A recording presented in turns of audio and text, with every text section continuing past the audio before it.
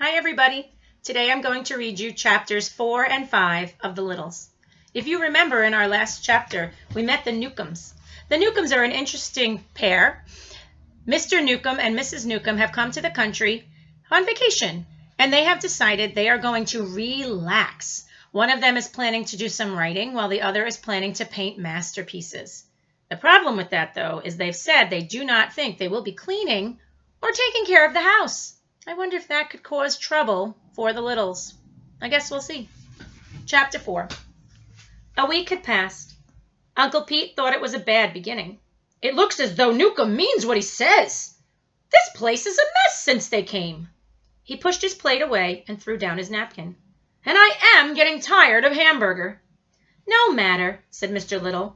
It'll be over one day, and the Biggs will return. No harm done. Oh, something bad will come of it, you'll see, said Uncle Pete. Well, at least they don't have a cat, said Lucy Little. That's right, said Mrs. Little. She smiled at her family. Lucy is looking on the bright side of things. It could be worse. Bah, said Uncle Pete. Right now I'd rather have trouble with a cat than eat this cooking. Can you tell who's who? One of them is Uncle Pete, Mrs. Little, Lucy Little, and Tom.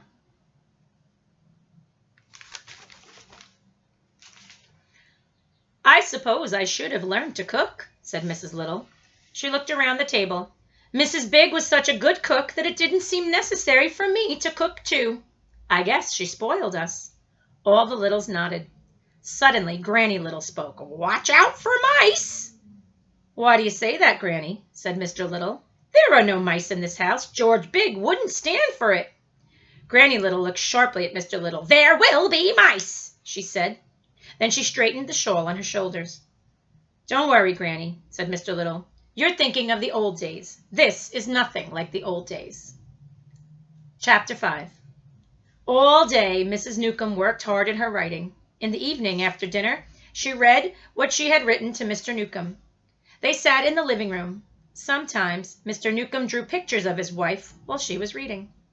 The Littles became interested in the story. They would rush through their dinner so they wouldn't miss anything. The Littles' living room was in the wall next to the Biggs' living room, near the ceiling. There was a hole in the wall between the Littles' living room and the Biggs' living room. I will reread that section so you can think about it while looking at the picture. The Littles' living room was in the wall next to the Biggs' living room, near the ceiling. There was a hole in the wall between the Littles' living room and the Biggs' living room. The hole was about the size of a quarter. On the Biggs' side, it was covered with wallpaper. Mr. Little had punched many tiny holes in the wallpaper. He used one of the Biggs' needles. Voices could be heard through the tiny holes. Most of the time, the hole was plugged up with a cork on the Littles' side. As long as the cork was in the hole, no one could hear the Littles, but when the cork was taken out, the Littles would be very quiet and listen. The cork was always out when it was story time. Mrs. Newcomb's soft voice would float up through the hole. The Littles sat comfortably in their favorite chairs and listened. Sometimes Mrs. Newcomb read until it was way past Lucy and Tom's bedtime. They would beg their mother to be allowed to stay up until the story was finished. Even Uncle Pete liked the readings. Wonderful story, very exciting. Still, he wasn't happy with the Newcombs. This bad housekeeping, it worries me. The Newcombs were indeed bad housekeepers. Food was left around uncovered. Floors were not swept after meals. Garbage spilled out of the can, and when the lid fell off, it wasn't put back on. All those crumbs, mark my words, said Granny, there will be mice. One day in June, Mr. Little rushed into the living room.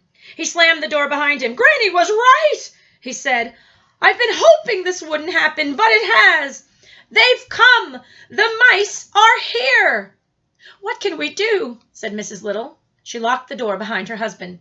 First, you, Tom, see that the doors are all locked, said Mr. Little, and Tom ran to do as he was told. Mr. Little went quickly to the sofa. He pulled a chest out from under it. Don't go out alone, he said. Go armed at all times. Mr. Little opened the chest. He looked up at his wife. Who would think that this generation of littles would have to open this weapons chest?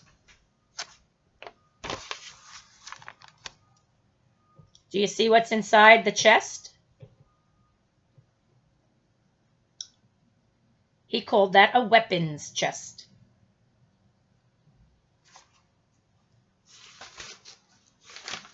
Mrs. Little shook her head sadly. But father, said Lucy, I don't know how to use a bow and arrow. Uncle Pete will teach you, and Tom how to shoot, said Mr. Little. He was a crack shot during the mice invasion of '35. Uncle Pete, my father, and their brothers held off the mice from this very room until help arrived from the Smalls down the road. That's when I got this limp, said Uncle Pete.